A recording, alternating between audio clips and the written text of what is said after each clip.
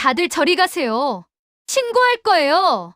200년 만에 폭설이 내린 날, 마지막 희망이었던 면접에 가는 길. 윤서는 조폭에게 협박받는 생선가게 할머니를 지나칠 수 없었습니다. 통장 잔고는 3만 원. 당장 분유 살 돈도 없었던 윤서였지만 그녀는 할머니를 도왔고 낡은 스카프를 선물 받았습니다. 그리고 그날 밤 재벌 회장이 반 잘린 스카프를 들고 윤서를 찾아왔죠. 도대체 할머니와 회장 사이에는 무슨 일이 있었던 걸까요? 그리고 은설에게 펼쳐질 기적 같은 이야기는 무엇일까요?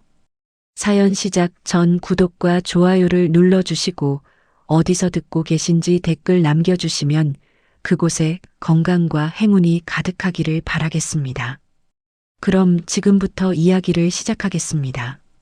새벽 5시 알람이 울리기도 전에 윤서의 눈이 떠졌어요. 아니, 정확히 말하면 그녀는 제대로 잠들지도 못했어요. 생후 8개월 된 쌍둥이 중 첫째 은우가 밤새 보챘고 둘째 은채는 새벽 3시가 되어서야 겨우 잠들었거든요. 윤서는 좁은 원룸 바닥에 깔린 이불 위에서 몸을 일으키며 창문 너머로 쏟아지는 하얀 눈발을 멍하니 바라봤어요. 폭설이라더니 진짜네. 큰일 났다. 어떻게 하지? 기상청이 예보한 대로였어요. 12월 중순 10년 만에 기록적인 폭설이라고 했죠. 뉴스에서는 외출을 자제하라는 경고가 반복되고 있었지만 윤서에게는 그런 선택지가 없었어요. 오늘은 면접날이었거든요. 지난 2달 동안 넣은 23군데의 이력서 중에서 유일하게 연락이 온 곳. 중소기업이지만 정규직이었고 육아휴직도 가능하다고 했어요. 윤서는 떨리는 손으로 휴대폰을 확인했어요. 면접 시간은 오전 10시. 회사는 지하철로 1시간 반 거리에 있었죠. 은채가 잠결에 칭얼거리는 소리가 들렸어요. 윤서는 재빨리 아기 곁으로 다가가 작은 등을 토닥였어요. 다시 깨면 안 됐어요. 한 번 깨면 최소 20분은 달래야 했고 그러면 준비할 시간이 없었거든요. 쉿. 은채야, 조금만 더 자자. 응? 다행히 아이는 다시 스르르 잠들었어요. 윤서는 천천히 몸을 일으키며 낡은 옷장 문을 열었어요. 면접용으로 남겨둔 유일한 정장. 남편 장례식 때 입었던 검은색 바지 정장이었죠. 1년이 지났지만 아직도 그날이 생생했어요. 여보, 오늘 엄마 만나러 가는 날이야. 드디어 내 엄마를 찾았어. 그렇게 설레며 나간 남편은 다시 돌아오지 못했어요. 시어머니를 만나러 가던 길, 빗길에 미끄러진 트럭이 남편의 차를 덮쳤고 윤서는 임신 8개월의 몸으로 영안실에 서 있어야 했죠. 남편이 그렇게 찾던 친어머니는 끝내 장례식장에 나타나지 않았어요. 고아원 출신이었던 남편은 평생 친어머니를 그리워했고 1년 전 드디어 연락이 닿았다며 그렇게 기뻐했는데 결국 그 만남은 이루어지지 못했죠. 윤서는 옷걸이에 걸린 정장을 내려다보다가 고개를 저었어요. 아니야. 오늘은 슬퍼할 날이 아니야. 오늘은 다시 시작하는 날이야. 그녀는 재빨리 세수를 하고 머리를 묶었어요. 거울 속 자신의 얼굴은 여윈데다 다크서클이 짙었지만 어쩔 수 없었어요. 파운데이션을 두텁게 바르고 립스틱으로 핏기를 더했어요. 시계를 보니 6시 30분. 아이들을 깨워 밥을 먹이고 옷을 갈아입히고 기저귀 가방을 챙기고 해야 할 일이 산더미였어요. 은우야, 은채야. 일어나자, 응? 윤서는 두 아이를 깨우며 속으로 되뇌었어요. 오늘만 버티면 돼. 오늘만.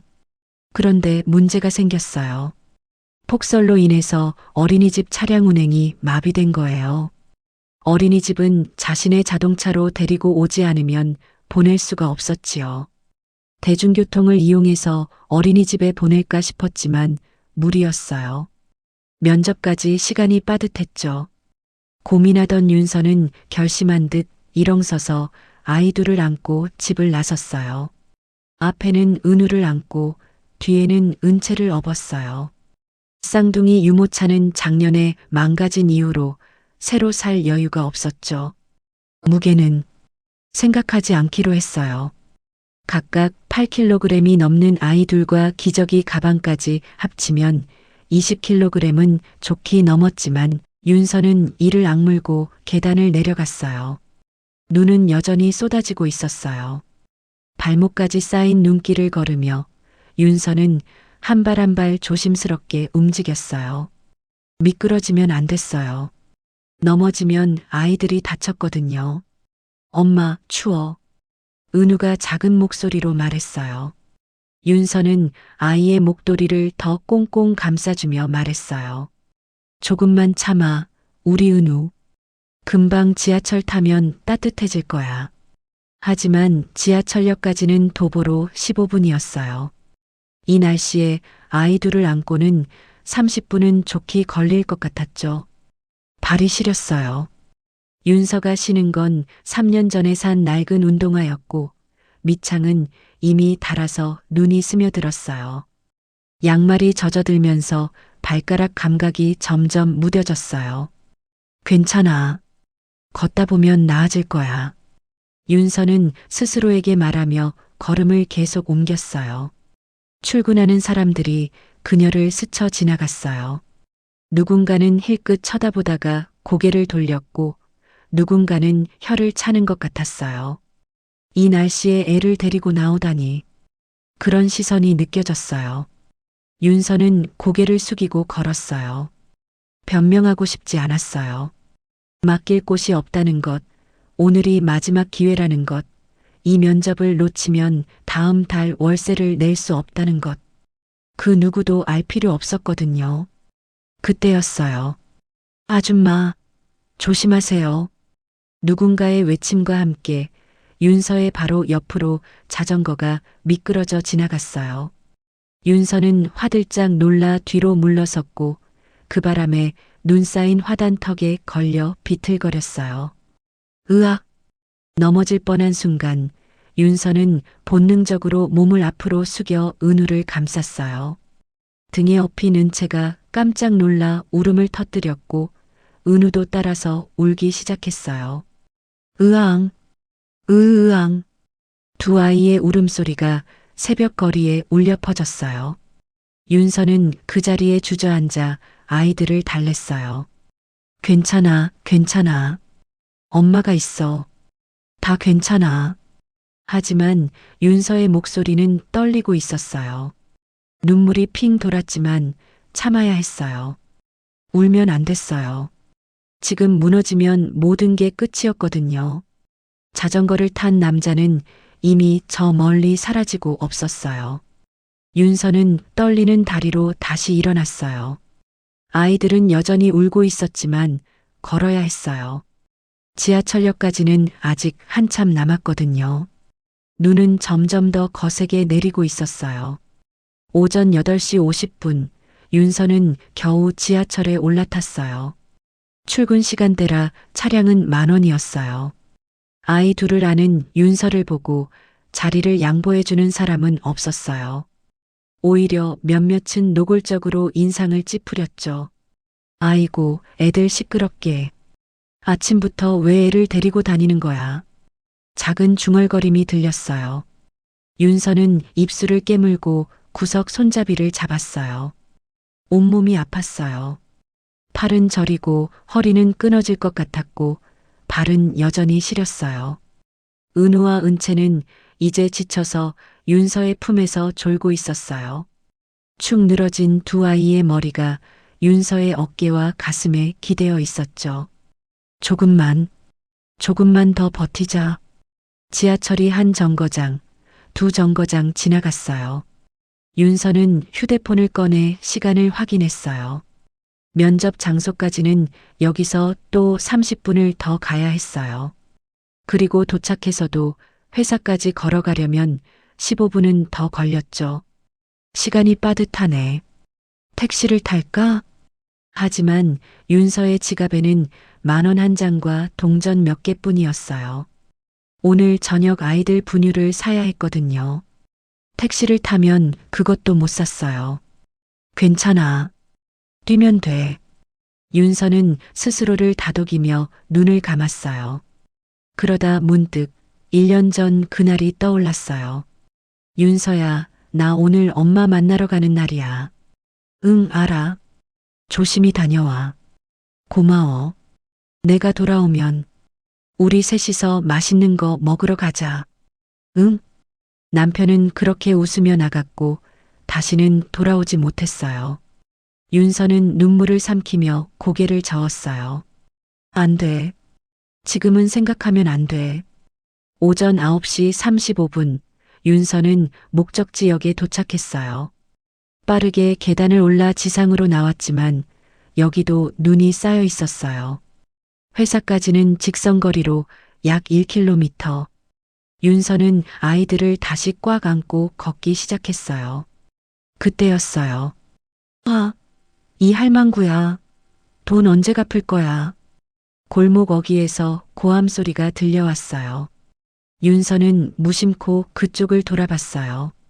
생선가게 앞에 70대로 보이는 할머니 한 분이 서 있었고 그 앞에는 조폭으로 보이는 남자 셋이 할머니를 둘러싸고 있었어요. 할머니, 우리도 참을 만큼 참았어요. 이번 주까지 500만 원 안 갚으면 이 가게 문 닫아야 할 거예요. 제발 조금만 더 시간을 주세요. 다음 달에 꼭. 다음 달? 작년에도 그랬잖아요.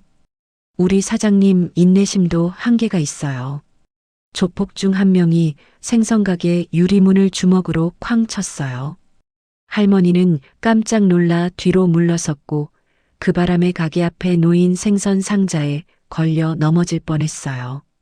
윤서는 그 광경을 보고 발걸음을 멈췄어요. 저냥 지나가야 해. 나랑 상관없는 일이야. 머리로는 그렇게 생각했지만 발이 움직이지 않았어요. 할머니의 떨리는 손, 주저앉을 듯 흔들리는 어깨. 그 모습이 1년 전 영안실에서 혼자 무너졌던 자신의 모습과 겹쳐 보였어요. 그때 조폭 한 명이 할머니의 어깨를 확 밀었어요. 야, 할망구, 똑바로 들어. 다음 주까지 돈 안 가져오면. 저기요. 윤서는 자신도 모르게 소리쳤어요. 조폭 셋이 일제히 윤서를 돌아봤어요. 아이 둘을 안고 눈 속에 서 있는 젊은 여자. 그들은 비웃듯 웃었어요. 뭐야 너? 지금 하시는 행동. 불법이에요. 제가 신고할 거예요. 윤서의 목소리는 떨렸지만 그녀는 한 손으로 휴대폰을 꺼내 일일이를 눌렀어요. 야, 이거 미친년 아냐? 조폭 한 명이 윤서에게 다가왔어요. 윤서는 본능적으로 뒤로 물러섰지만 아이들을 꽉 안은 채 도망칠 수는 없었어요. 너 괜히 남의 일에 끼어들었다가 후회하지 마. 이미 신고했어요. 경찰이 곧 올 거예요. 사실 아직 통화가 연결되지도 않았지만 윤서는 떨리는 목소리로 말했어요. 조폭들은 서로를 쳐다보더니 혀를 차며 뒤로 물러섰어요. 재수 없게. 할머니, 오늘은 넘어간다. 하지만 다음 주에는 진짜 각오해요. 그들은 그렇게 말하고 골목을 빠져나갔어요. 윤서는 그제야 안도의 한숨을 내쉬며 할머니에게 다가갔어요. 할머니, 괜찮으세요? 할머니는 떨리는 눈으로 윤서를 올려다봤어요. 주름진 얼굴에는 눈물 자국이 선명했어요. 고맙습니다. 아가씨. 근데 애들은 왜 이렇게... 이 애들은 맡길 데가 없어서요. 윤서는 쓸쓸하게 웃으며 대답했어요. 그때 등에 업힌 은채가 칭얼거리기 시작했어요. 차가운 눈바람이 불어와 아이의 볼을 스쳤고 은채는 울음을 터뜨렸어요. 으앙, 아이고, 애기가 추운가 보네. 할머니는 떨리는 손으로 자신의 목에 둘렀던 낡은 스카프를 풀었어요. 손으로 직접 수놓은 듯한 자수가 새겨진 색이 바랜 스카프였죠. 할머니, 괜찮으세요? 이건 아니야, 아가씨. 받아. 사람 살린 스카프야. 이거라도 받아. 할머니는 그 스카프를 반으로 찢었어요. 찢어진 천 조각 2개를 은우와 은채의 목에 각각 둘러주며 할머니는 눈물을 흘렸어요. 고맙다, 아가씨. 세상에 아직 이런 사람도 있구나. 윤서는 할머니의 손을 꽉 잡았어요. 두 사람은 눈 내리는 골목에서 잠시 서로를 바라봤어요. 그리고 윤서는 문득 깨달았어요. 시계를 보니 오전 10시 5분. 면접 시간은 이미 5분이 지나 있었어요. 윤서의 얼굴이 하얗게 질렸어요. 게다가 조폭들이 밀 때 생선 상자가 넘어지면서 윤서의 코트는 생선, 비린내와 눈물과 눈으로 엉망이 되어 있었죠. 아가씨, 어디 급한 데라도 있어요? 아, 면접이 있었는데. 윤서의 목소리는 겨우 나왔어요. 할머니는 미안한 얼굴로 윤서를 바라봤어요. 미안해요, 아가씨. 나 때문에. 아니에요, 할머니. 제가 선택한 거예요. 윤서는 쓰게 웃으며 말했어요. 그리고 다시 아이들을 안고 천천히 걸음을 옮겼어요. 면접장으로. 윤서는 면접장이 있는 건물 앞에 도착했어요. 12층짜리 낡은 상가 건물이었죠. 1층 로비에 들어서자마자 따뜻한 남방 바람이 얼굴을 감쌌어요. 하지만 윤서는 그 따뜻함을 느낄 여유가 없었어요. 거울에 비친 자신의 모습을 보고 그녀는 숨이 막혔어요. 코트 오른쪽 소매에는 생선 비늘이 붙어 있었고 가슴팍에는 눈이 녹아 젖은 자국이 선명했어요. 무릎 부분은 넘어질 뻔했을 때 눈 쌓인 바닥에 닿아서 흙이 묻어 있었죠. 머리는 바람에 흩날려 헝클어졌고 얼굴은 추위에 벌겋게 달아올라 있었어요. 그리고 가장 큰 문제는 냄새였어요. 생선 비린내가 코트에서 풍겼어요.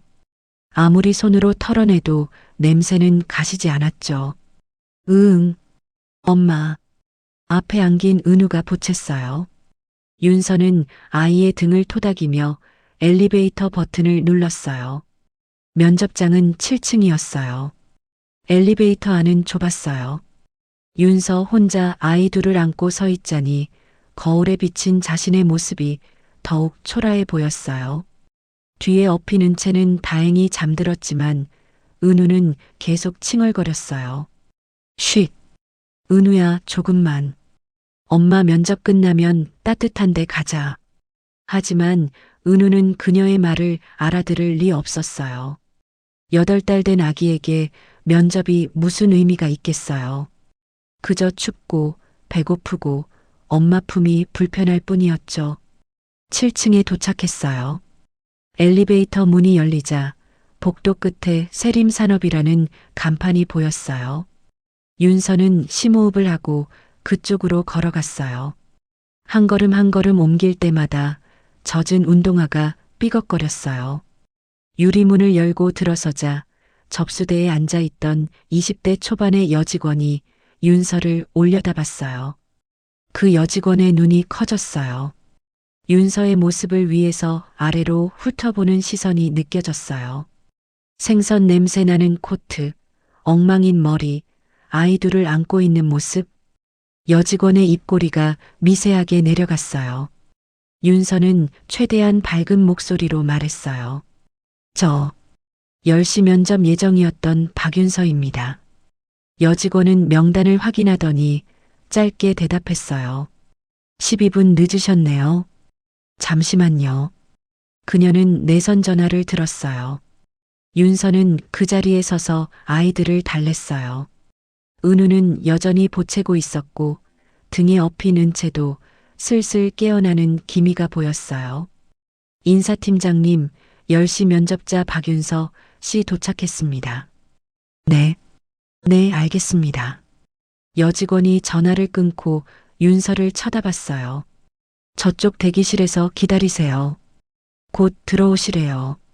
윤서는 고개를 숙여 인사하고 여직원이 가리킨 쪽으로 걸어갔어요.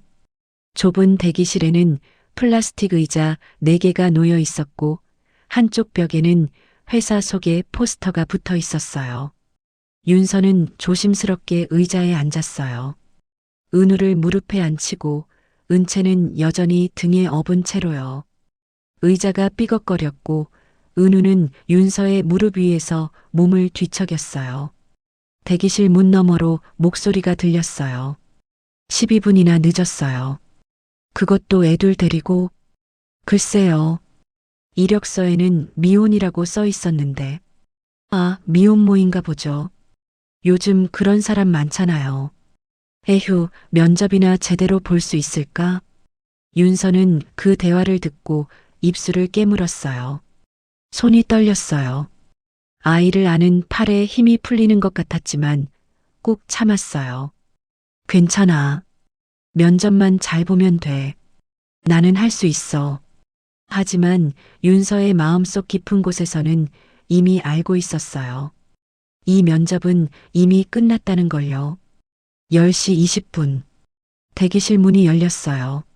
40대 중반으로 보이는 남자가 서류 뭉치를 들고 나타났어요. 인사팀장인 듯 했죠. 그는 윤서를 보자마자 미간을 찌푸렸어요. 냄새 때문인지 아이들 때문인지 아니면 윤서의 초라한 모습 때문인지 알 수 없었어요. 아마 전부였을 거예요. 박윤서 씨? 네, 그렇습니다. 윤서는 재빨리 일어났어요. 하지만 아이 둘을 안은 채로 일어나려니 중심을 잃고 휘청거렸어요. 은우가 깜짝 놀라 울기 시작했죠. 으앙. 쉿, 은우야. 괜찮아. 윤서는 아이를 달래며 면접관을 따라 면접실로 들어갔어요. 면접실은 작은 회의실이었어요. 긴 테이블 건너편에 3명의 면접관이 앉아 있었어요. 인사팀장, 50대로 보이는 여성 임원, 그리고 20대 초반의 남자 직원이었죠. 윤서는 아이들을 안은 채 의자에 앉았어요.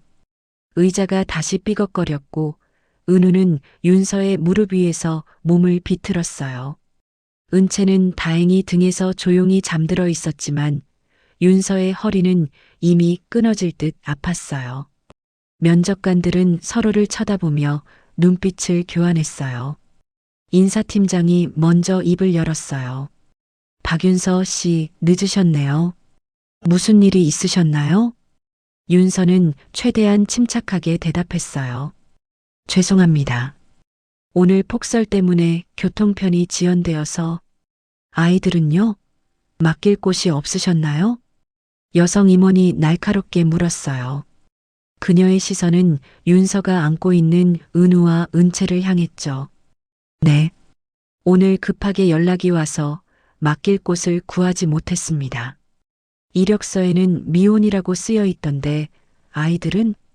윤서는 잠시 침묵했어요.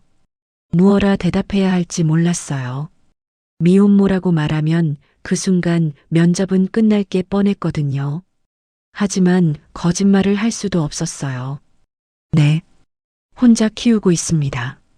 그 순간 면접실 안에 묵직한 침묵이 흘렀어요. 여성 임원이 서류를 덮으며 한숨을 쉬었어요. 작은 한숨이었지만 윤서의 귀에는 천둥처럼 크게 들렸어요. 인사팀장이 형식적으로 질문을 이어갔어요. 그럼 입사하시게 되면 아이들은 어떻게 하실 계획이신가요? 어린이집에 보낼 예정입니다. 입사 후 급여를 받으면 바로. 어린이집 대기는 얼마나 걸리는지 아세요? 윤서는 대답하지 못했어요. 사실 알고 있었어요. 국공립 어린이집은 최소 6개월, 길게는 1년도 대기해야 한다는 거요. 민간 어린이집은 비용이 너무 비쌌고요.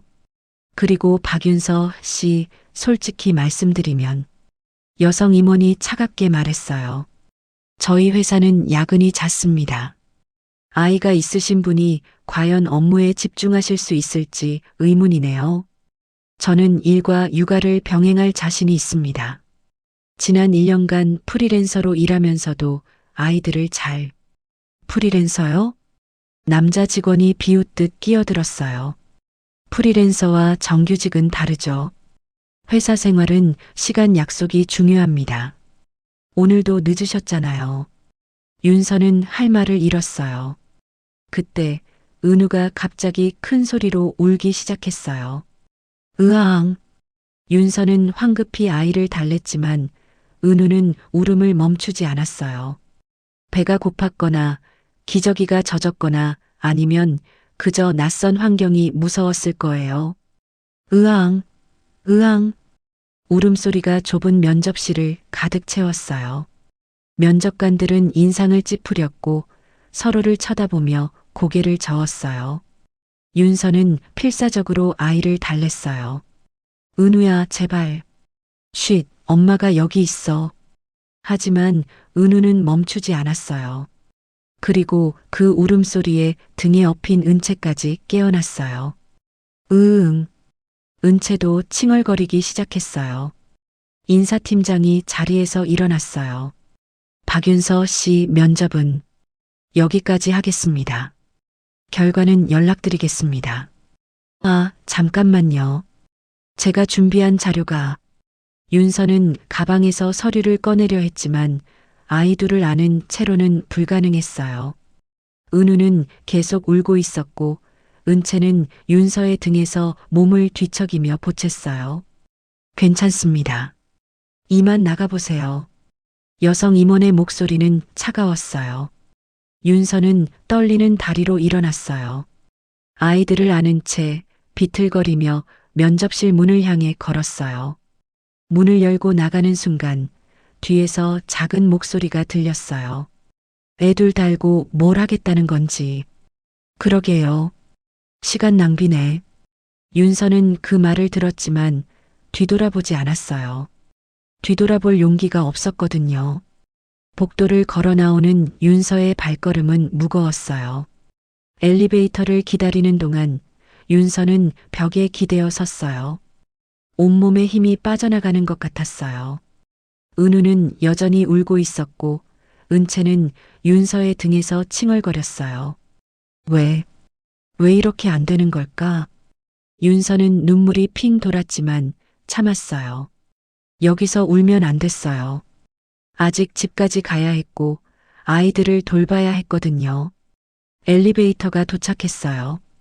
문이 열리고 윤서는 안으로 들어갔어요. 거울에 비친 자신의 모습은 처참했어요. 흐트러진 머리, 눈물로 번진 마스카라, 생선 냄새 나는 코트, 그리고 무엇보다 지쳐서 완전히 꺼진 눈빛. 엘리베이터가 1층에 도착했어요. 윤서는 로비로 나와 건물 밖으로 걸어 나갔어요. 눈은 여전히 내리고 있었어요. 하지만 아침보다는 약해진 것 같았죠. 건물 앞 화단 옆을 지나가는데 윤서는 몰랐어요. 등에 엎인 은채의 목에 둘렸던 반쪽 스카프가 화단 뒤로 떨어진 거리요. 할머니가 찢어서 준 그 스카프. 20년 전부터 이어진 운명의 증표가 그렇게 조용히 눈 속에 묻혔어요. 윤서는 그것도 모른 채 아이들을 안고 걸어갔어요. 눈길을 한 걸음 한 걸음. 집으로 돌아가는 길은 훨씬 더 멀게 느껴졌어요. 윤서는 겨우 집에 도착했어요. 문을 열고 들어서자마자 온몸에 힘이 빠져 그대로 바닥에 주저앉았어요. 아이들은 윤서의 품에서 내려와 바닥을 기어다녔어요. 윤서는 그대로 천장을 멍하니 바라봤어요. 이제 어떻게 하지? 통장 잔고는 3만 원. 이번 달 월세는 이미 한 달 연체 중. 아이들 분유는 이틀치밖에 남지 않았고, 그리고 이제 면접 기회는 다시 없었어요. 윤서는 눈을 감았어요. 눈물이 흘러내렸지만 소리내어 울지는 않았어요. 아이들이 놀라면 안 됐거든요. 그렇게 한참을 누워 있다가 윤서는 천천히 몸을 일으켰어요. 그래도 살아야지. 애들이 있잖아.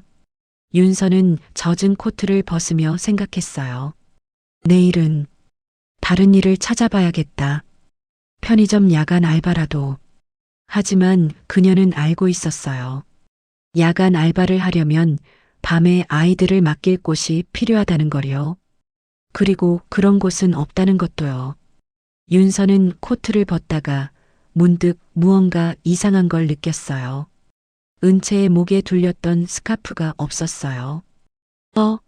스카프가. 윤서는 황급히 가방을 뒤졌어요. 하지만 스카프는 없었어요. 어디서 떨어뜨렸지? 윤서는 오늘 하루를 떠올려 봤어요. 생선가게, 지하철, 면접장. 하지만 정확히 어디서 잃어버렸는지 기억나지 않았어요. 할머니가 주신 건데. 윤서는 미안한 마음이 들었지만 다시 찾으러 갈 힘은 없었어요. 그녀는 그저 아이들에게 분유를 타주고 기저귀를 갈아주고 재우는 것만으로도 벅찼거든요. 그날 밤 윤서는 잠들지 못하고 천장을 바라봤어요. 옆에서는 은우와 은채가 나란히 누워 잠들어 있었어요. 두 아이의 작은 숨소리가 고요한 방 안에 울려 퍼졌어요. 윤서는 아이들의 얼굴을 가만히 들여다봤어요. 너희는 엄마를 닮아서 이렇게 힘들게 살게 될까? 그런 생각이 들자 가슴이 아팠어요.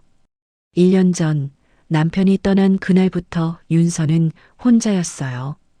친정 부모님은 윤서가 미혼모가 되는 걸 반대하며 연을 끊었고 친구들도 하나둘 떠나갔죠. 그래도 나는 포기하지 않을 거야. 윤서는 아이들의 손을 꼭 잡으며 속으로 다짐했어요. 너희만은 행복하게 키울 거야. 창밖에서는 여전히 눈이 내리고 있었어요. 하얗고 차가운 눈이 이 작은 원룸을 덮고 있었어요. 그리고 그날 윤서가 떠난 면접장 건물 앞 화단 뒤에는 반으로 찢어진 스카프 한 조각이 눈에 묻혀 있었어요. 낡고 색바랜 천 조각. 하지만 그 위에는 손으로 정성스럽게 수놓은 영문 이니셜 자수가 선명하게 남아 있었어요. 그 스카프는 아무도 모르게 조용히 눈 속에서 기다리고 있었어요. 누군가 그것을 발견할 그날까지 며칠이 흘렀어요.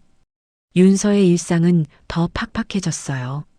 면접에서 떨어진 후 그녀는 매일 아침 구인구직 앱을 열어봤지만 아이들을 키우는 미혼모를 받아줄 곳은 없었어요. 월요일 아침 윤서는 아이들에게 분유를 타주다가 통을 기울였어요. 바닥이 보였어요. 마지막 분유였죠. 이걸로 오늘 저녁까지는 되겠지. 윤서는 작은 목소리로 중얼거리며 냉장고를 열어봤어요.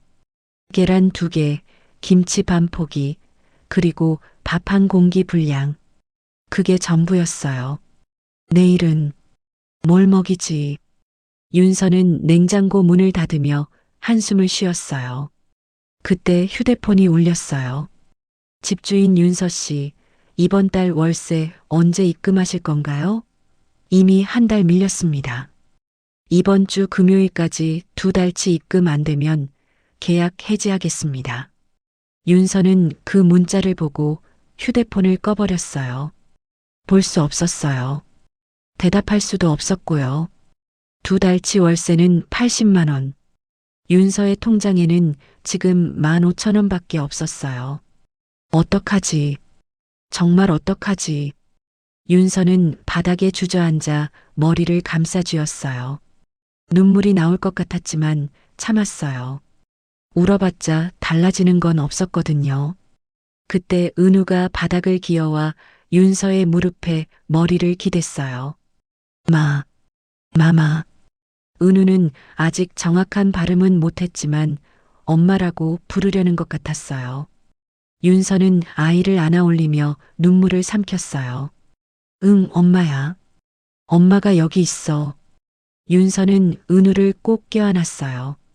아이의 따뜻한 체온이 그녀의 가슴에 전해졌어요. 포기하면 안 돼. 아직은. 화요일 오후 윤서는 아이들을 이불 위에 놓고 집안을 뒤지기 시작했어요. 팔 수 있는 게 있는지 찾아보려고요. 옷장을 열었어요. 남편의 옷들이 아직 걸려 있었어요. 1년이 지났지만 윤서는 참아 버리지 못했죠. 남편의 코트 주머니를 뒤지다가 작은 쪽지 하나가 나왔어요. 윤서야, 오늘 엄마 만나고 오면 우리 셋이 맛있는 거 먹으러 가자. 사랑해. 남편의 필체였어요. 윤서는 그 쪽지를 보고 더 이상 참을 수 없었어요. 눈물이 주르르 흘러내렸어요. 당신이 있었으면 우리 이렇게 안 살았을 텐데. 윤서는 남편의 코트를 꼭 껴안고 소리 없이 울었어요. 1년 전 그날 남편은 엄마를 찾았다며 그렇게 기뻐했어요. 고아원에서 자란 남편에게 친어머니를 만난다는 건 평생의 꿈이었거든요. 하지만 그날 남편은 영원히 돌아오지 못했어요. 빗길에 미끄러진 트럭이 남편의 차를 덮쳤고 병원에 도착했을 때는 이미 늦었어요. 윤서는 임신 8개월의 몸으로 남편의 차가운 손을 잡고 울었죠. 여보, 일어나. 제발. 하지만 남편은 대답하지 않았어요.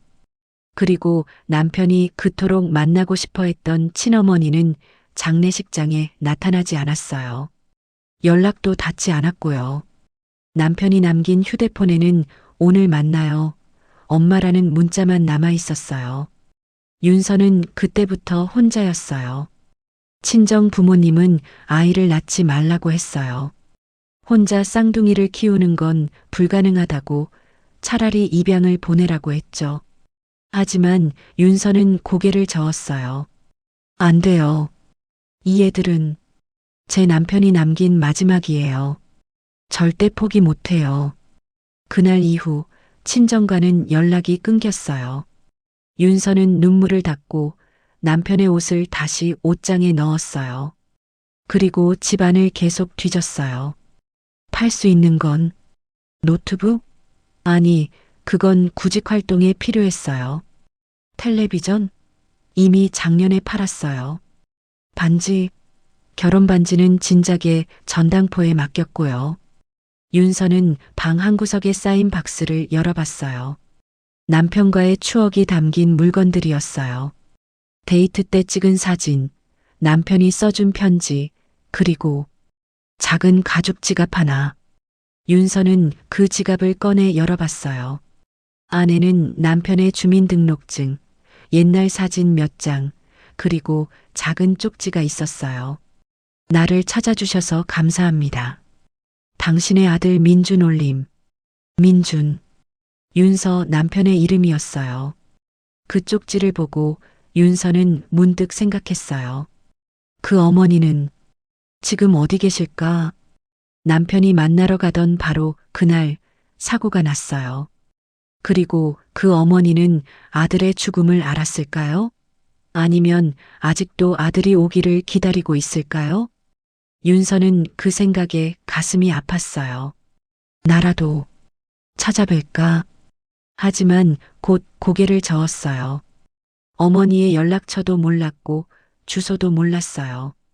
남편의 휴대폰은 사고 때 파손되어서 데이터를 복구할 수도 없었죠.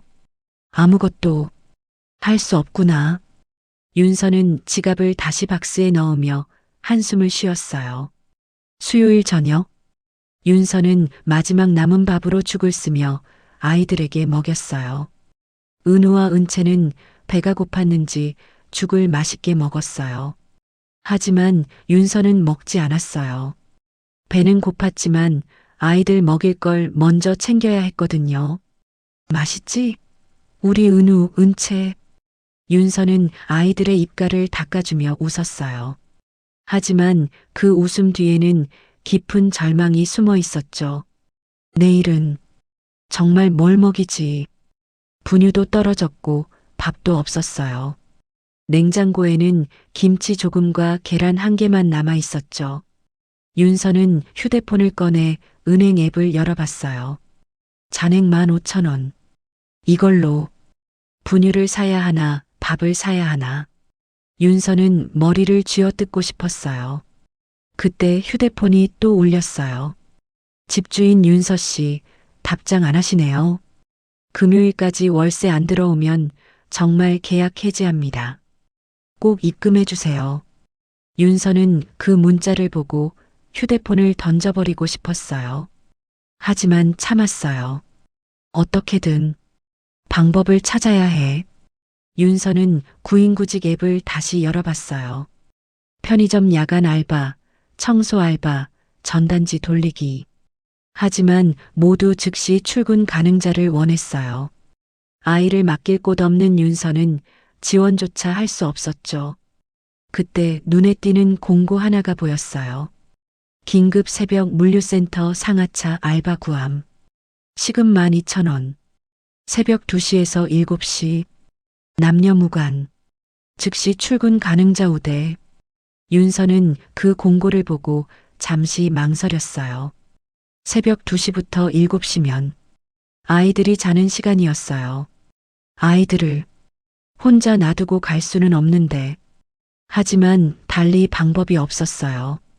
윤서는 떨리는 손으로 그 공고에 연락을 넣었어요. 지원하고 싶습니다. 언제 출근 가능한가요? 답장은 금방 왔어요. 내일부터 가능? 주소 보낼게. 새벽 2시까지 오면 돼. 윤서는 그 문자를 보고 눈을 감았어요. 미안해. 은우야, 은채야. 엄마가 조금만 나갔다 올게. 목요일 새벽 1시 30분. 윤서는 잠든 아이들을 내려다봤어요. 은우와 은채는 나란히 누워 평화롭게 잠들어 있었어요. 작은 가슴이 규칙적으로 오르락 내리락 했고 입가에는 미소가 번져 있었죠. 윤서는 아이들 곁에 쪽지를 남겼어요. 은우야, 은채야. 엄마 금방 올게. 사랑해. 물론 아이들은 글을 읽을 수 없었어요. 하지만 윤서는 그래도 쪽지를 남기고 싶었어요. 윤서는 방문을 조심스럽게 잠그고 집을 나섰어요. 복도를 걷는 내내 뒤돌아서고 싶었어요. 아이들만 집에 두고 가도 괜찮을까? 하지만 윤서는 고개를 저으며 계단을 내려갔어요. 괜찮아. 5시간이면 돼.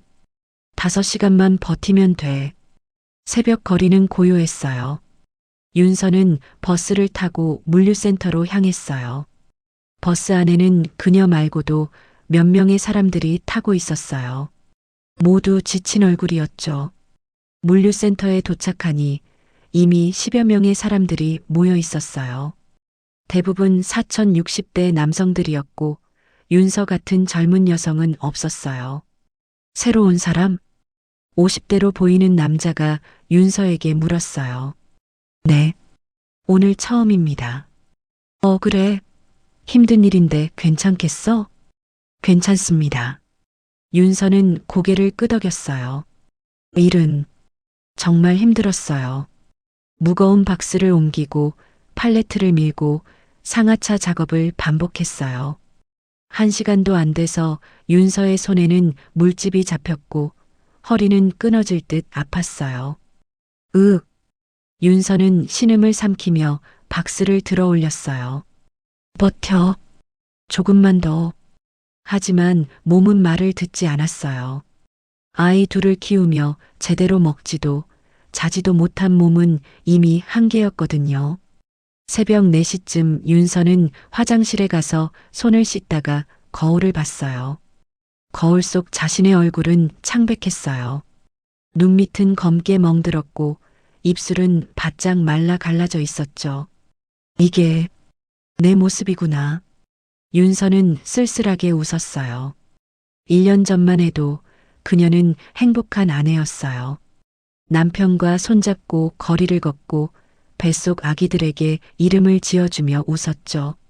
하지만 지금은 윤서는 고개를 저으며 화장실을 나왔어요. 생각하지 말자.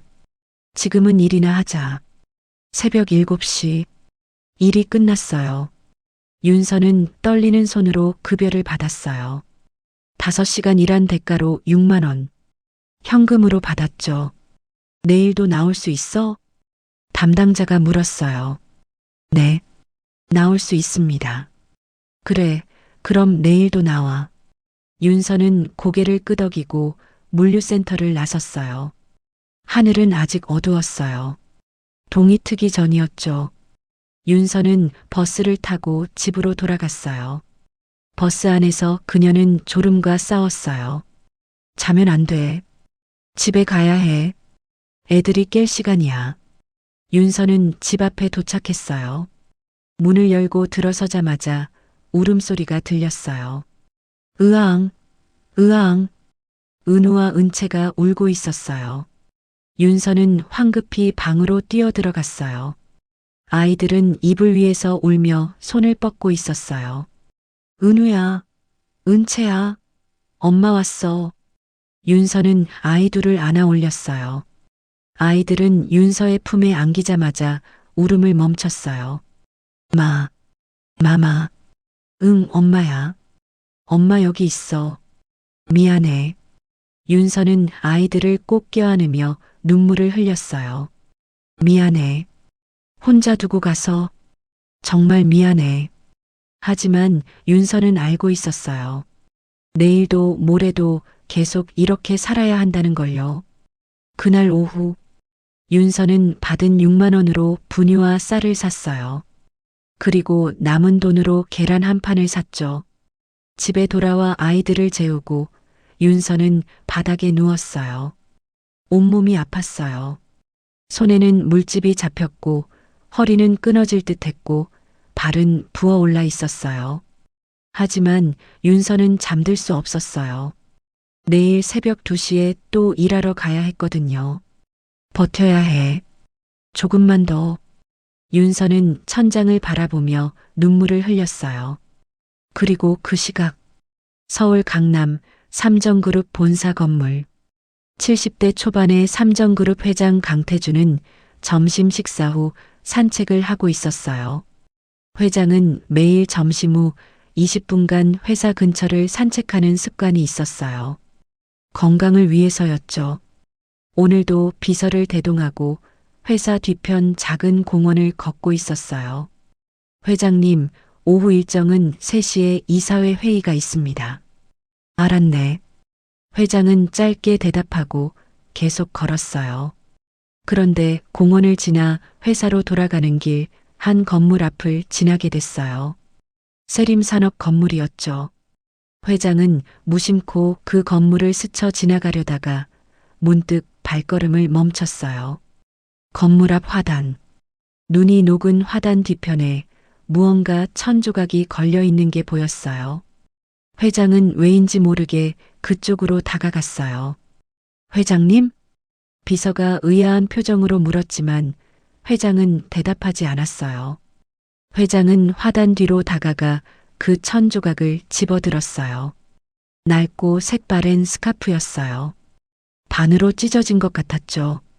하지만 회장의 시선은 그 스카프 위에 수놓인 자수에 고정됐어요. 영문 이니셜 K, T, J, 강태준. 회장 자신의 이니셜이었어요. 회장의 손이 떨렸어요. 이게 어떻게? 회장은 그 스카프를 꽉 쥐며 20년 전 기억이 되살아나는 걸 느꼈어요. 20년 전 2005년 겨울 강태준은 서울역 지하도에서 떨고 있었어요.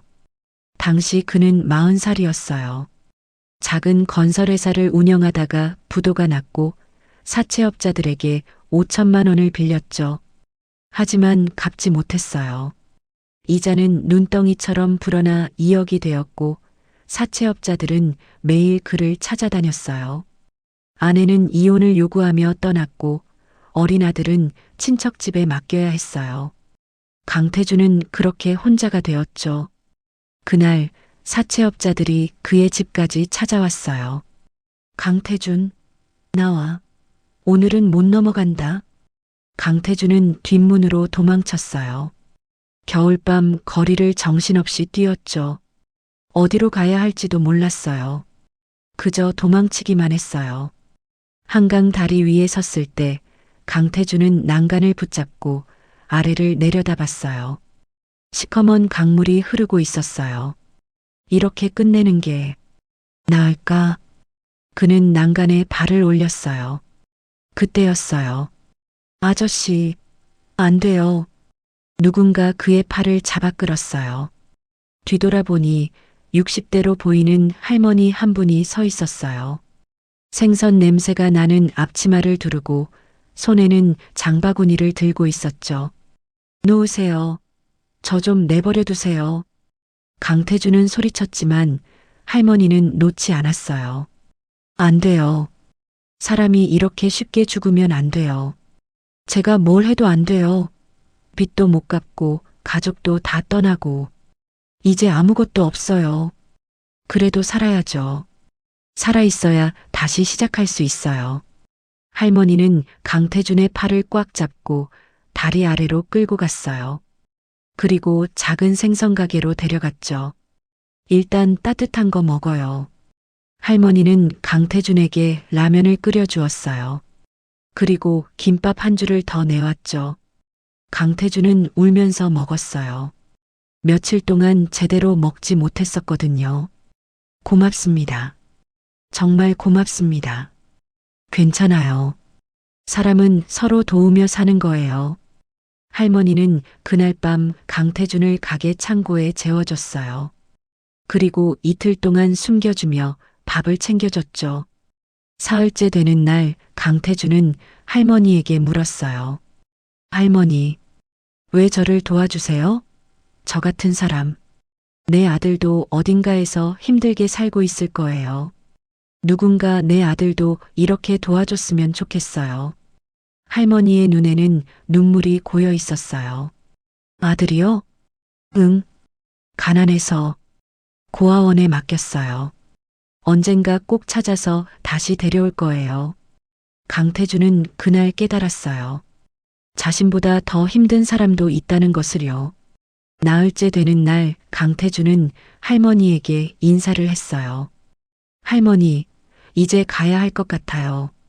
할머니께 폐만 끼칠 순 없으니까요. 어디 갈 때라도 있어요? 아니요. 없어요. 하지만 할머니 말씀대로 살아야 한다고 생각했어요. 어떻게든 다시 시작해 볼게요. 강태준은 주머니에서 작은 스카프를 꺼냈어요. 어머니의 유품이었어요. 돌아가신 어머니가 직접 수놓아 주신 스카프였죠. 이거라도 받아주세요. 제가 드릴 수 있는 건 이것밖에 없어요. 아니에요, 이런 건. 할머니께서 제 생명을 살려주셨어요. 이 스카프는 제 어머니가 남기신 유일한 물건이에요. 할머니께 드리고 싶어요. 할머니는 떨리는 손으로 스카프를 받았어요. 그리고 강태준은 그렇게 떠났죠. 그 후 강태준은 정말 다시 일어났어요. 막노동부터 시작해서 작은 건설 현장 일용직을 했어요. 돈을 모아 빚을 갚았고 다시 사업을 시작했죠. 5년 후 그는 중소기업 사장이 되었어요. 10년 후 그는 중견기업 회장이 되었고요. 20년 후 삼정그룹을 인수하며 재벌이 되었어요. 하지만 강태준은 그날의 할머니를 잊지 못했어요. 몇 번이고 그 생선 가게를 찾아갔지만 이미 가게는 문을 닫았고 할머니의 행방은 알 수 없었어요. 할머니, 어디 계실까? 강태준은 평생 그 빚을 갚지 못한 채 살아왔어요. 현재 강태준 회장은 화단 뒤에서 발견한 스카프를 꽉 쥐고 있었어요. 회장님, 괜찮으세요? 비서가 걱정스럽게 물었어요. 회장은 대답하지 않았어요. 떨리는 손으로 스카프를 펼쳐들었어요. 반으로 찢어진 스카프. 하지만 자수는 선명했어요. K, T, J. 틀림없었어요. 이건 20년 전 그날 할머니에게 드린 어머니의 스카프였어요. 회장님? 이 스카프를 누가 여기에? 회장은 주변을 둘러봤어요. 세림 산업 건물. 이 건물에서 누군가 이 스카프를 떨어뜨린 게 분명했어요. 비서, 네, 회장님. 당장 이 건물 CCTV를 확보해. 최근 일주일치 전부. 네. 하지만 빨리. 이건 20년 전 제 생명을 살려주신 분의 유품이야. 회장의 목소리가 떨렸어요. 비서는 회장의 표정을 보고 더 이상 묻지 않았어요. 알겠습니다. 바로 조치하겠습니다. 1시간 후 삼정그룹 본사 회장실. 강태준 회장은 책상 앞에 앉아 스카프를 내려다보고 있었어요. 비서가 노트북을 들고 들어왔어요. 회장님, CCTV 영상 확보했습니다. 보여줘. 비서가 노트북을 켰어요. 화면에는 세림 산업 건물 앞 모습이 보였어요. 지난주 월요일부터 확인해 봤는데요. 영상이 빠르게 넘어갔어요. 그리고 목요일 오전 10시 부근 한 여자가 건물로 들어가는 모습이 보였어요. 멈춰. 회장이 소리쳤어요. 영상이 멈췄어요. 화면 속에는 아이 둘을 안고 건물로 들어가는 젊은 여자가 보였어요. 저 여자야. 저 여자가 스카프를 갖고 있었어. 영상을 계속 돌렸어요. 20분 후 그 여자가 건물에서 나왔어요. 얼굴은 창백했고 비틀거리며 걸었죠. 그리고 그 순간 등에 업힌 아기의 목에 둘렸던 천조각 하나가 화단 뒤로 떨어졌어요. 저거야. 회장이 소리쳤어요. 얼굴을 확대해. 비서가 영상을 확대했어요. 하지만 화질이 좋지 않아 얼굴은 잘 보이지 않았어요. 다만 젊은 여자라는 것, 아이 둘을 안고 있다는 것만 알 수 있었죠. 저 여자가 할머니를 알고 있을 거야. 회장은 중얼거렸어요. 비서, 당장 세림산업에 연락해. 지난주 목요일 오전에 면접 본 사람 명단을 구해와. 네, 알겠습니다. 20분 후 비서가 서류를 들고 돌아왔어요. 회장님 명단입니다. 목요일 오전에는 3명이 면접을 봤는데요. 그중 1명이 아이를 데리고 왔다고 합니다. 이름이 박윤서, 35세, 미혼, 아니 미망인으로 기록되어 있습니다. 회장은 그 이름을 듣고 가만히 서류를 내려다봤어요. 박윤서, 주소는 여기 적혀 있습니다. 회장은 서류를 받아들었어요. 주소는 서울 외곽의 작은 동네였어요. 차를 준비해. 네. 지금요? 지금 당장. 내가 직접 가볼 거야. 비서는 당황했지만 회장의 표정을 보고 더 이상 말하지 않았어요. 같은 시각 윤서의 집. 윤서는 바닥에 누워 천장을 바라보고 있었어요. 온몸이 아팠어요. 어젯밤 물류센터 일 때문에 허리는 끊어질 듯했고 손에는 물집이 터져 피가 배어 나왔어요. 은우와 은채는 옆에서 잠들어 있었어요. 윤서는 아이들의 얼굴을 바라보며 한숨을 쉬었어요. 오늘 밤에도 또 가야 하는데 새벽 2시에 물류센터로 가야 했어요. 하루 6만 원. 한 달이면 180만 원을 벌 수 있었죠. 그래도 버티자. 조금만 더. 그때 초인종이 울렸어요. 딩동. 윤서는 깜짝 놀라 몸을 일으켰어요. 누굴까? 집주인? 아니면 또 누가? 윤서는 조심스럽게 문 쪽으로 다가갔어요. 인터폰 화면을 보니 정장을 입은 남자 둘이 서 있었어요. 누구지? 윤서는 떨리는 손으로 인터폰 버튼을 눌렀어요. 누구세요? 박윤서 씨 맞으신가요? 삼정그룹에서 왔습니다. 삼정그룹? 윤서는 고개를 갸웃했어요. 삼정그룹이라면 대한민국에서 제일 큰 재벌 그룹이었어요. 왜 그런 곳에서 자신을 찾아왔을까요? 잠시 만나 뵙고 싶은데요. 중요한 일이 있어서 왔습니다. 윤서는 망설였어요. 하지만 달리 방법도 없었어요. 일단 나가보는 수밖에요. 잠깐만요. 윤서는 급히 겉옷을 걸치고 문을 열었어요. 복도에는 50대로 보이는 비서와 운전기사가 서 있었어요. 박윤서 씨 맞으시죠? 네. 그런데 무슨 일이? 그때 계단 아래에서 누군가 올라오는 발소리가 들렸어요. 윤서가 그쪽을 돌아보자 70대 초반의 품이 있는 노신사가 계단을 올라오고 있었어요. 강태준 회장이었어요. 회장은 윤서를 보자마자 멈춰 섰어요. 그리고 떨리는 목소리로 물었어요. 당신이 박윤서 씨? 네. 그런데요. 회장은 주머니에서 스카프를 꺼냈어요. 반으로 찢어진 낡은 스카프. 윤서는 그걸 보고 눈이 커졌어요. 그건 이 스카프 어디서 구한 거죠? 회장의 목소리가 떨렸어요. 윤서는 잠시 망설이다가 대답했어요. 지난주에 한 할머니가 주셨어요. 제가 할머니를 도와드렸는데 할머니가 감사하다며. 할머니? 회장의 얼굴이 하얗게 질렸어요. 그 할머니는 지금 어디 계십니까? 생선가게요. 강북 쪽 골목에 있는. 회장은 그 말을 듣자마자 비서를 돌아봤어요. 당장 차를 가져와. 지금 당장? 네, 회장님. 회장은 윤서를 똑바로 바라봤어요. 박윤서 씨, 저를 그 할머니께 데려다 줄 수 있습니까? 네. 하지만 부탁입니다. 회장이 고개를 숙였어요. 70대 노인이 재벌 그룹 회장이 20대 여자에게 고개를 숙이는 모습? 윤서는 당황했어요. 아니에요. 괜찮아요.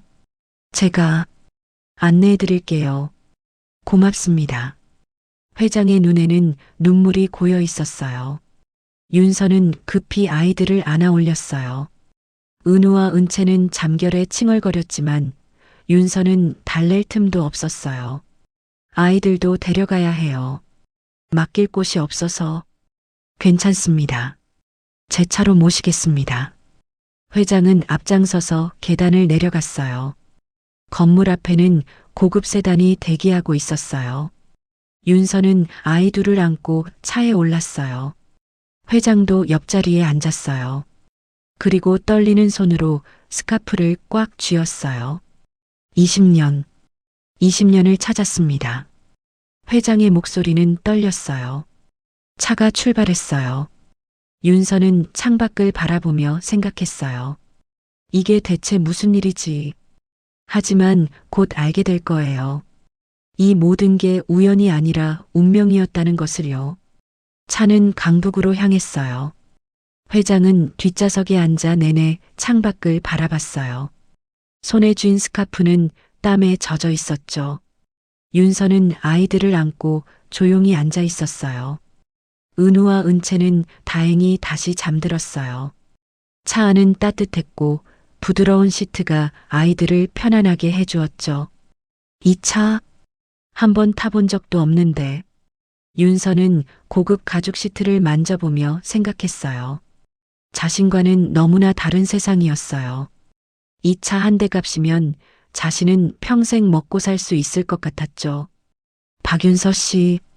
갑자기 회장이 입을 열었어요. 네.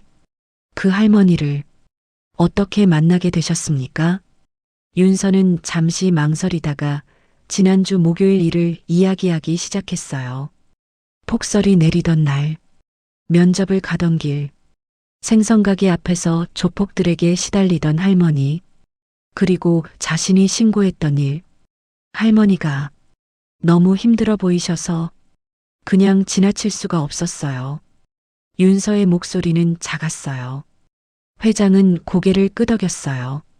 그래서 할머니가 이 스카프를 주셨군요. 네. 반으로 찢어서 제 아이들 목에 둘러주셨어요. 사람 살린 스카프라고 하시면서 회장의 눈에 눈물이 맺혔어요. 그 말씀 20년 전에도 하셨습니다. 네. 제가 죽으려고 할 때 할머니가 절 살려주셨어요. 그리고 이 스카프를 드렸죠. 그때 할머니가 말씀하셨습니다. 이건 사람 살린 스카프라고. 윤서는 숨이 멎는 것 같았어요. 그럼 회장님도, 네, 저도 당신처럼. 할머니께 목숨을 비쳤습니다. 차 안에 침묵이 흘렀어요. 얼마나 지났을까요? 차가 좁은 골목으로 들어섰어요. 여기에요. 윤서가 말했어요. 생선가게가 보였어요. 낡은 간판, 녹슨 셔터, 그리고 가게 앞에는 할머니가 앉아 계셨어요. 회장은 차에서 내리자마자 그 자리에 멈춰 섰어요. 20년 만이었어요. 할머니는 나이가 더 드셨어요. 머리는 새하얗게 새었고 허리는 더 굽었죠. 주름진 손으로 생선을 손질하고 계셨어요. 회장은 천천히 다가갔어요. 발걸음이 떨렸어요. 할머니, 회장의 목소리가 나왔어요. 할머니가 고개를 들었어요. 그리고 회장을 보는 순간 할머니의 손에서 칼이 떨어졌어요. 당신은? 할머니의 목소리가 떨렸어요. 할머니, 저 강태준입니다. 20년 전에 할머니께서 살려주신. 그 말이 끝나기도 전에 회장은 할머니 앞에 무릎을 꿇었어요. 70대 재벌 그룹 회장이, 대한민국에서 손꼽히는 부자가 생선가게 앞 좁은 골목에서 무릎을 꿇었어요. 할머니, 제가 살아 돌아왔습니다. 회장의 목소리가 떨렸어요. 그리고 눈물이 흘러내렸어요. 할머니는 떨리는 손으로 회장의 얼굴을 쓰다듬었어요. 아이고. 그때 그 젊은이가. 할머니의 목소리도 떨렸어요. 할머니, 정말 죄송합니다. 진작 찾아뵙지 못해서. 아니야. 괜찮아. 내가 잘 살고 있다는 것만으로도 할머니는 행복해. 두 사람은 그렇게 한참을 울었어요. 윤서는 차 안에서 그 광경을 지켜봤어요. 아이들을 아는 채로요. 가슴이 뭉클했어요. 20년 만의 재회. 은인과 은혜를 입은 사람의 만남. 세상에, 이런 일도 있구나. 회장은 천천히 일어났어요. 그리고 할머니의 손을 꼭 잡았어요. 할머니, 이제 제가 할머니를 모시겠습니다. 20년 전 빚을 갚게 해주세요. 아니야. 그럴 필요 없어. 아닙니다. 할머니께서 제게 주신 건 생명입니다. 저는 평생 그 빚을 갚아도 모자랍니다. 할머니는 고개를 저었어요.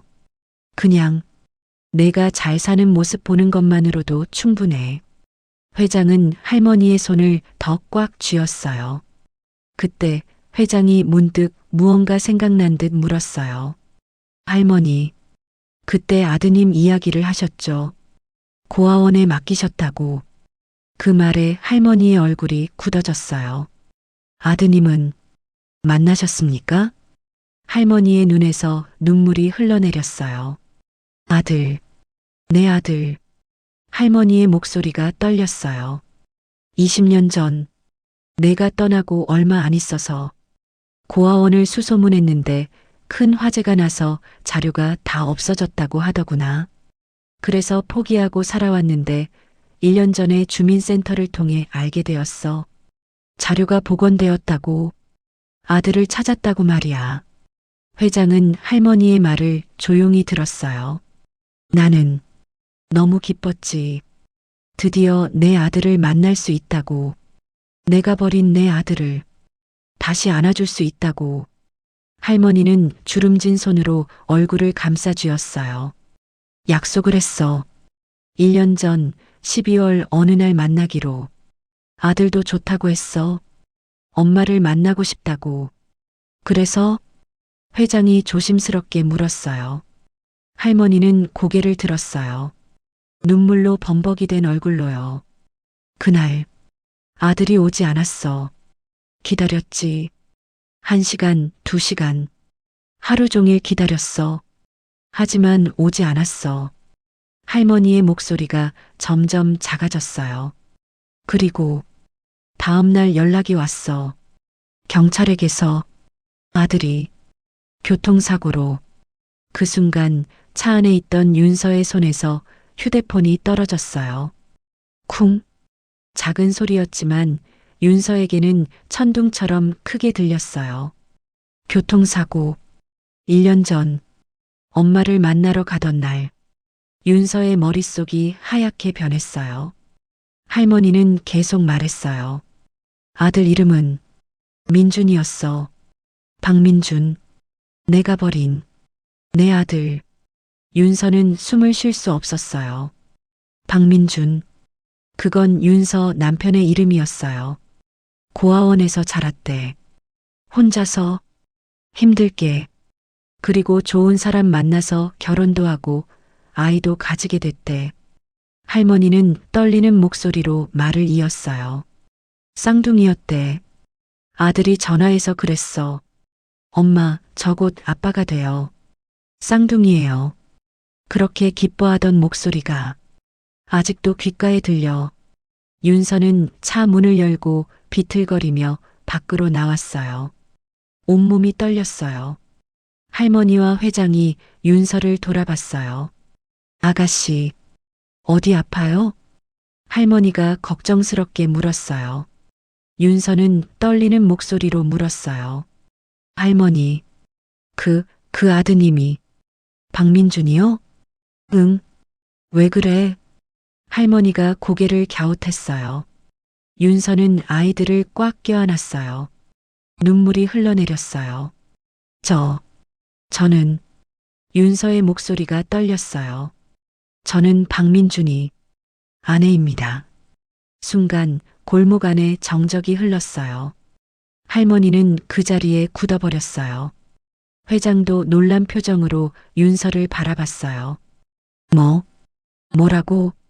할머니의 목소리가 떨렸어요. 윤서는 아이들을 안고 한 걸음 한 걸음 할머니에게 다가갔어요.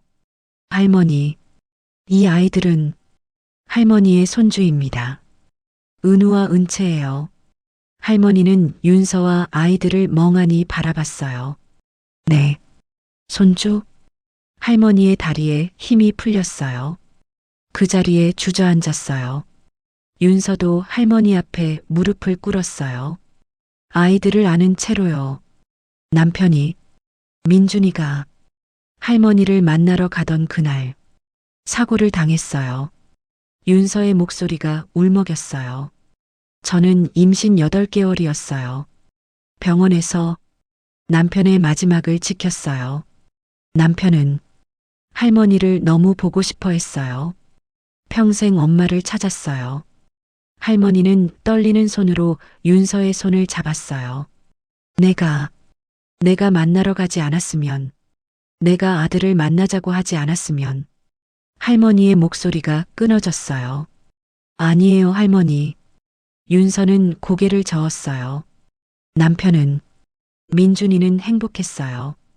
할머니를 찾았다는 것만으로도요. 그날 아침 남편은 웃고 있었어요. 드디어 엄마를 만난다고. 윤서는 눈물을 흘리며 말했어요. 남편이 남기고 간 마지막 선물이에요. 은우와 은채, 할머니의 손주들이에요. 할머니는 떨리는 손으로 은우와 은채를 쓰다듬었어요. 아이고, 우리 손주들. 할머니의 눈에서 눈물이 주르르 흘러내렸어요. 그리고 윤서와 할머니는 아이들을 사이에 두고 서로를 껴안았어요. 20년 동안 찢어졌던 가족, 1년 동안 서로를 몰랐던 시어머니와 며느리. 그들은 그렇게 눈 내리던 그날처럼 추운 겨울 골목에서 다시 만났어요. 회장은 그 광경을 조용히 지켜봤어요. 가슴이 먹먹했어요.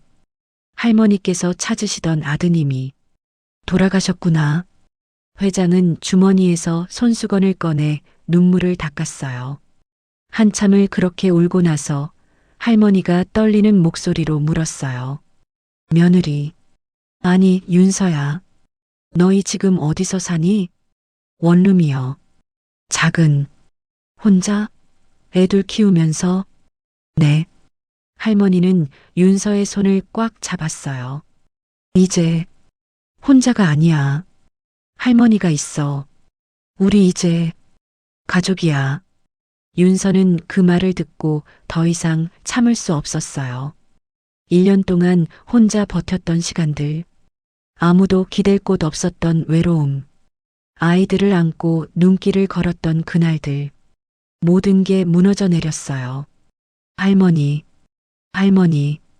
윤서는 할머니의 품에 안겨 소리내어 울었어요. 은우와 은채도 엄마와 할머니 사이에서 울기 시작했어요. 회장은 그 광경을 보며 천천히 다가갔어요. 할머니. 회장이 조용히 말했어요. 할머니가 고개를 들었어요. 할머니께서 20년 전 제게 해주신 것처럼 이제 제가 할머니 가족을 돕고 싶습니다. 아니야.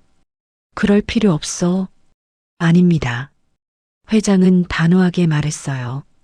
할머니께서 제게 주신 건 새로운 삶이었습니다. 이제 제가 할머니의 가족에게 같은 기회를 드리고 싶습니다. 회장은 윤서를 바라봤어요. 박윤서 씨, 당신이 지난주에 면접을 본 세림산업, 그 회사는 제가 인수하겠습니다. 그리고 당신을 정식으로 채용하겠습니다. 네, 하지만, 그리고 할머니. 회장은 할머니를 돌아봤어요. 이 생선가게의 빚, 제가 다 갚아드리겠습니다. 그리고 할머니의 노후를 책임지겠습니다. 아니야, 이건 자선이 아닙니다. 회장의 목소리는 진지했어요. 이건 빚을 갚는 겁니다. 20년 전 할머니께서 제게 주신 빚을요. 회장은 할머니와 윤서, 그리고 아이들을 바라봤어요. 할머니, 당신이 20년 전 제게 보여주신 선의가 저를 살렸습니다. 그리고 그 선의를 윤서 씨가 다시 할머니께 돌려드렸습니다. 회장의 목소리가 떨렸어요. 이제 제가 그 선의를 완성할 차례입니다. 할머니는 떨리는 손으로 회장의 손을 잡았어요. 고맙다. 정말 고맙다. 네 사람은 그렇게 좁은 골목에서 서로를 껴안았어요. 찢어졌던 인연들이 다시 하나로 모이는 순간이었어요. 하늘에서는 눈이 내리기 시작했어요. 20년 전 그날처럼. 하지만 이번에는 차가운 눈이 아니었어요. 따뜻한 눈이었어요. 새로운 시작을 알리는 눈이었어요. 저녁이 되었어요. 회장은 할머니와 윤서, 아이들을 근처 한정식집으로 데려갔어요. 조용한 룸에서 사람들은 둘러앉았어요. 음식이 나왔어요. 할머니는 떨리는 손으로 은우와 은채에게 밥을 떠주었어요. 우리 손주들, 많이 먹어야 해. 할머니의 목소리는 따뜻했어요. 윤서는 그 모습을 보며 또 눈물이 났어요. 민준아, 봤어? 우리 아이들. 할머니를 만났어. 회장은 조용히 자리에서 일어났어요. 그리고 윤서에게 명함을 건넸어요. 내일 오전에 제 비서가 연락드리겠습니다. 아이들을 돌볼 분도 구해드리고 집도 알아보겠습니다. 감사합니다. 정말 감사합니다. 윤서는 고개를 숙였어요. 회장은 할머니를 돌아봤어요. 할머니, 제가 곧 다시 찾아뵙겠습니다. 그래. 고맙다, 태준아.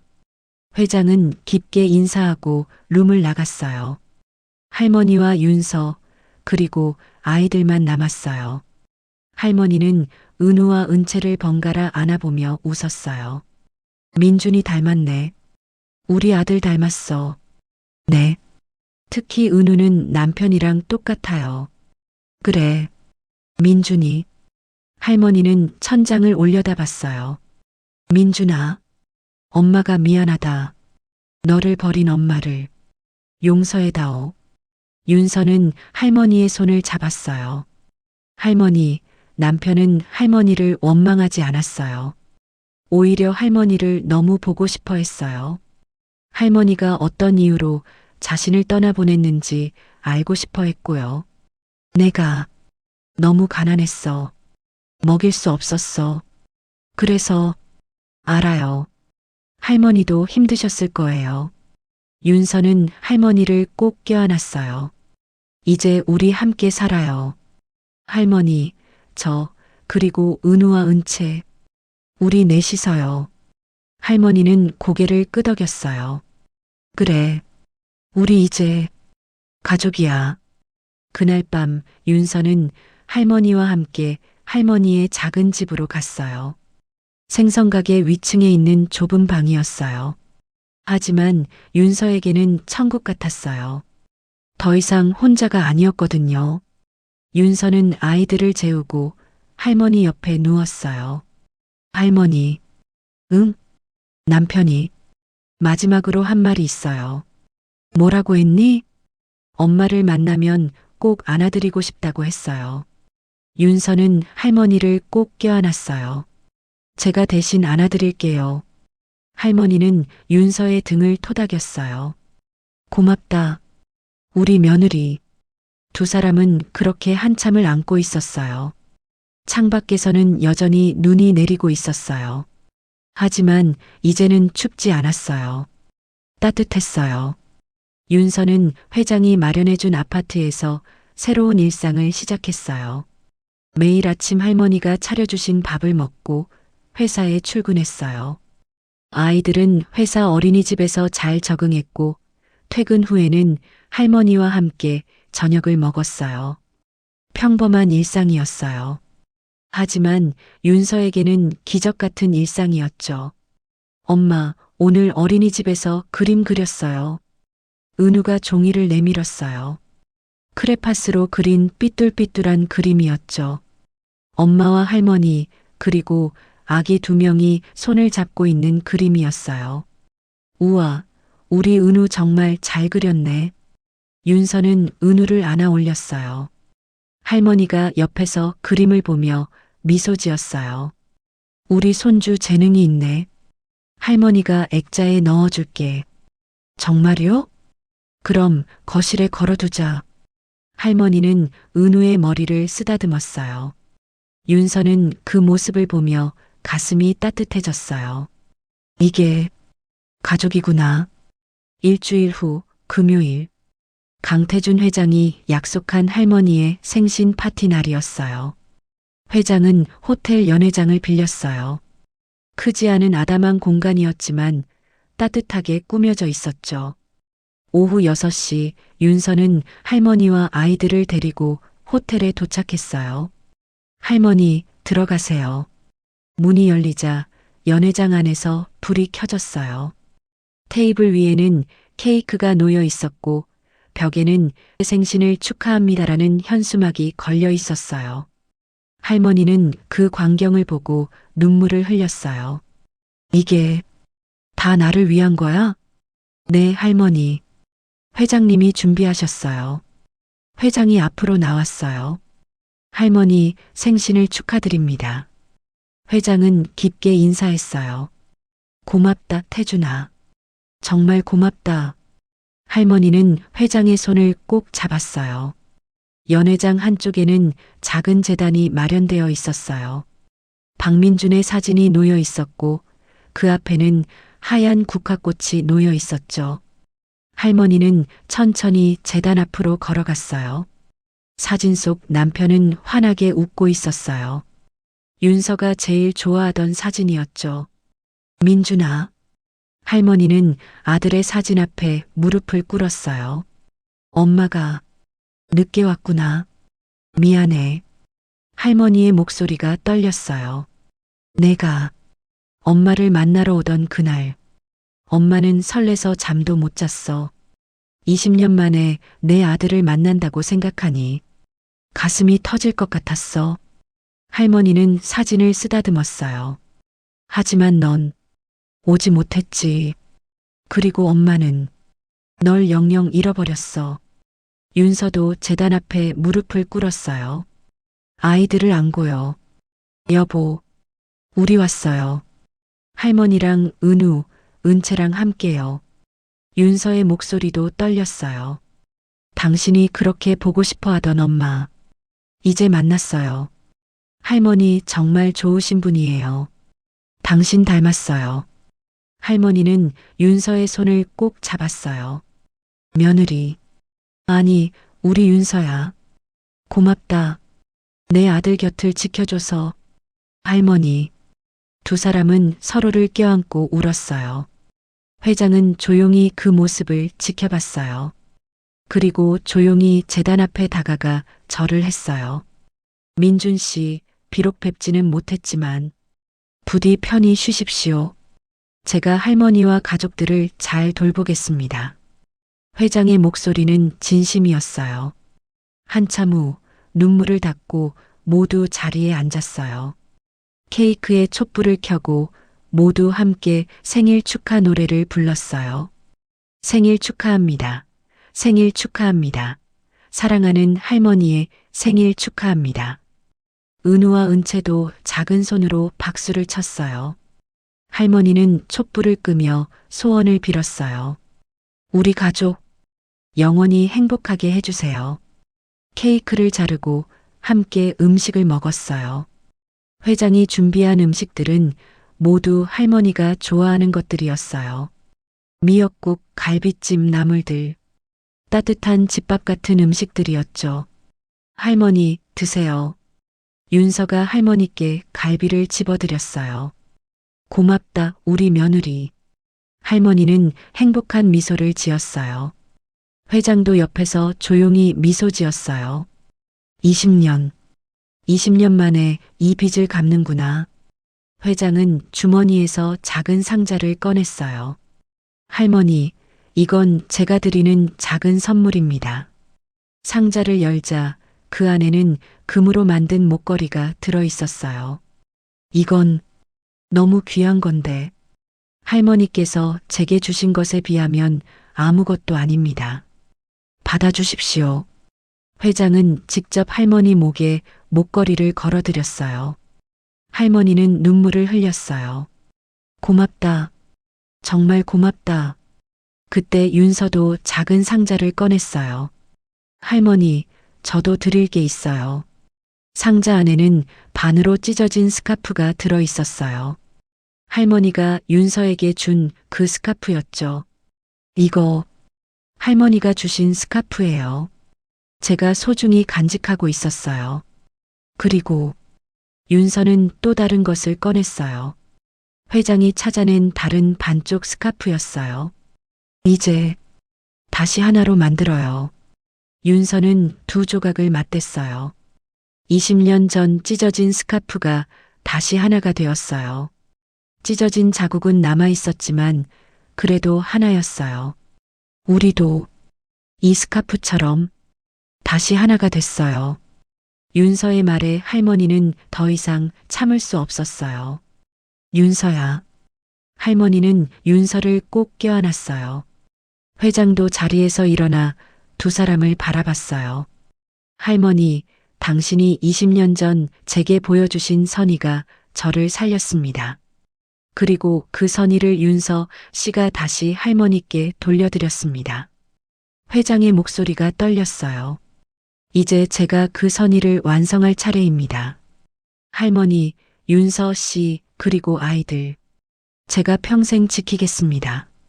회장님, 윤서도 눈물을 흘렸어요. 이건 빚을 갚는 게 아닙니다. 이건 가족입니다. 회장은 할머니와 윤서, 그리고 아이들을 바라보며 말했어요. 제게는 가족이 없습니다. 하지만 이제 할머니와 윤서 씨, 그리고 아이들이 제 가족입니다. 할머니는 회장의 손을 꼭 잡았어요. 그래, 우리 이제 가족이야. 네 사람, 아니 6사람은 서로를 껴안았어요. 20년 전 한겨울밤 한강 다리 위에서 시작된 인연. 1년 전 눈 내리는 날 생선가게 앞에서 이어진 인연. 그 모든 인연이 지금 이 자리에서 하나로 모였어요. 찢어진 스카프처럼 흩어졌던 인연들이 다시 하나가 된 거예요. 파티가 끝나고 모두 함께 밖으로 나왔어요. 밤하늘에는 별이 반짝이고 있었어요. 윤서는 아이들을 안고 하늘을 올려다봤어요. 여보, 보고 있어요? 우리 이제 괜찮아요. 할머니도 만났고 좋은 분들도 만났어요. 윤서의 목소리는 평화로웠어요. 당신이 남기고 간 아이들 잘 키울게요. 할머니와 함께요. 그리고 윤서는 하늘을 향해 미소 지었어요. 당신도 이제 편히 쉬어요. 걱정하지 말아요. 우리 모두 행복할 거예요. 할머니가 윤서 옆에 섰어요. 민준아, 엄마도 말한다. 너 잘 선택했어. 우리 며느리 정말 좋은 사람이야. 할머니도 하늘을 올려다보며 말했어요. 엄마가 너를 제대로 사랑하지 못해서 미안해. 하지만 이제 내가 남긴 가족들을 엄마가 사랑할게. 회장도 하늘을 올려다봤어요. 민준 씨, 부디 편히 쉬십시오. 제가 약속하겠습니다. 당신 가족을 평생 지키겠습니다. 세 사람은 그렇게 한참을 하늘을 바라봤어요. 그때 은우가 작은 손으로 하늘을 가리켰어요. 엄마, 아빠? 윤서는 은우를 내려다봤어요. 응, 저기 아빠 계셔. 아빠, 안녕. 은우가 하늘을 향해 손을 흔들었어요. 은채도 따라서 손을 흔들었어요. 빠. 윤서는 아이들을 꼭 껴안았어요. 그리고 문득 깨달았어요. 이게 행복이구나. 세 사람은 서로를 바라보며 미소 지었어요. 그리고 함께 집으로 향했어요.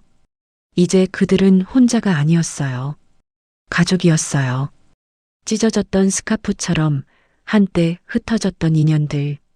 하지만 이제 다시 하나가 된 인연들. 그들은 함께 걸어갔어요. 새로운 시작을 향해. 이 이야기가 작은 위로가 되었기를 바랍니다. 댓글로 여러분의 생각을 나눠주세요. 다음에도 더 감동적인 이야기로 찾아뵙겠습니다. 오늘도 행복한 하루 보내세요. 감사합니다.